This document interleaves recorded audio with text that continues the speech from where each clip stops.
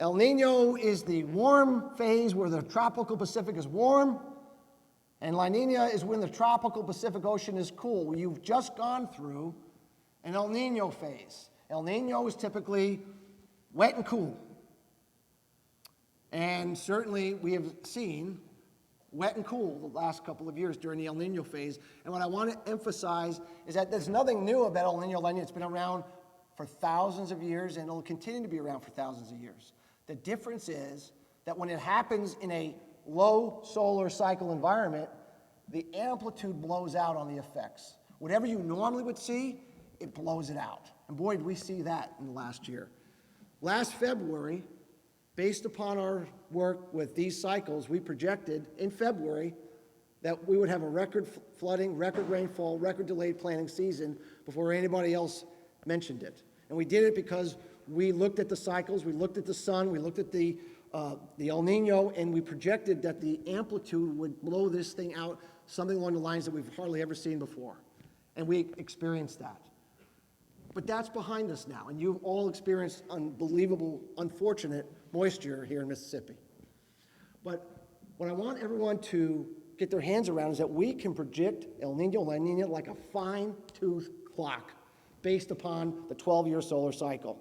We don't have to guess at when it's going to occur. It happens rhythmically because the temperature of the tropical Pacific is driven by the sun's activity and its position with the planets of our solar system on a fine-tooth clock. So what I want everyone to look at here is this.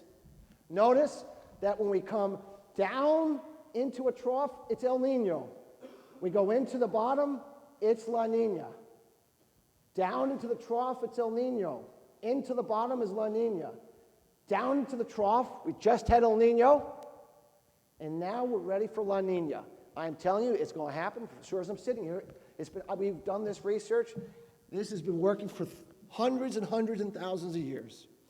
Projection is La Nina will absolutely be in place in 2021, 2022. This year is the transition. We're moving away from El Nino towards La Nina. That's why this year is going to be a relatively good year to grow stuff.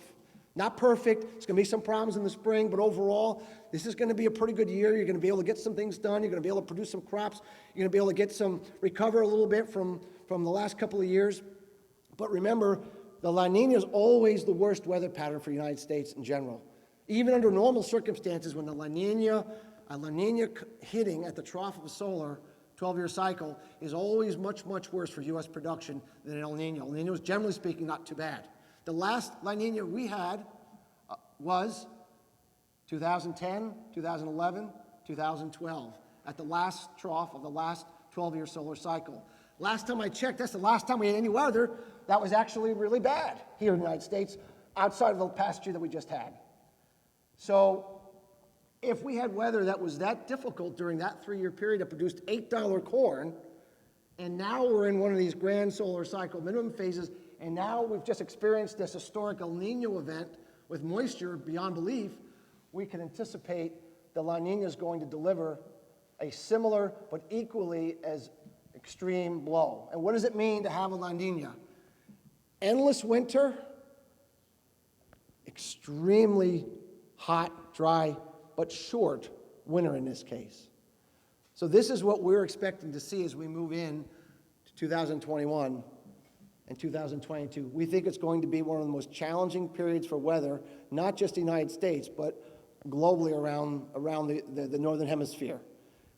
We feel once we go through this period and everyone begins to connect the dots, I think we're going to have a different discussion of what's driving our weather, how we need to change our ways in adapting to it, and how can we find ways to innovate, creative ways to move forward, infrastructure, having bins blow up and spill grain and spoil it because the winter blew the grain bins down is not something that we're going to want to see happen as we go forward.